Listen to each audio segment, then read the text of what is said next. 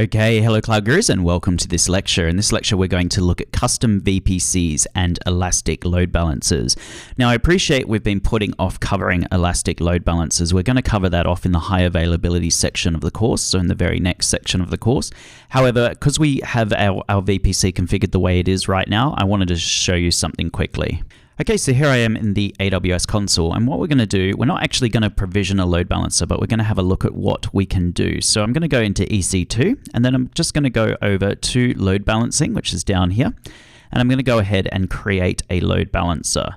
And you get three different types of load balancers. You get your application load balancers, network load balancers, and your classic load balancers. And we're going to do a deep dive on the differences between the three in the next section of the course. For now, let's just go ahead and create an application load balancer. Now, in here we can give it a name, so call it my ALB. I'm not actually going to go ahead and create it. And here you've got your scheme. So you can either have this as internet facing or as internal. And you can do your address types, so IPv4 or dual stack, so it supports IPv4 and IPv6. I'm just going to do it as IPv4.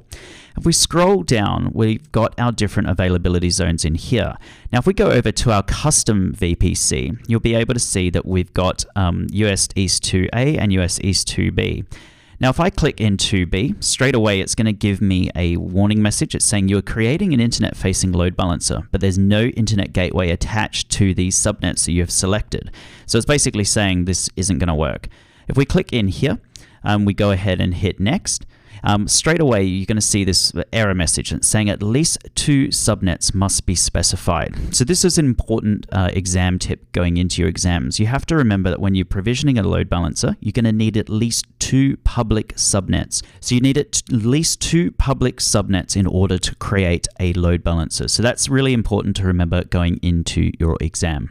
And like I said, we're going to cover off load balancers in a lot more detail in the next section of the course. I'm not going to create this just yet. I'm going to go ahead and hit cancel. So that is it for this lecture. In the next lecture, we're going to go ahead and look at VPC flow logs. So if you've got any questions, please let me know. If not, feel free to move on to the next lecture. Thank you.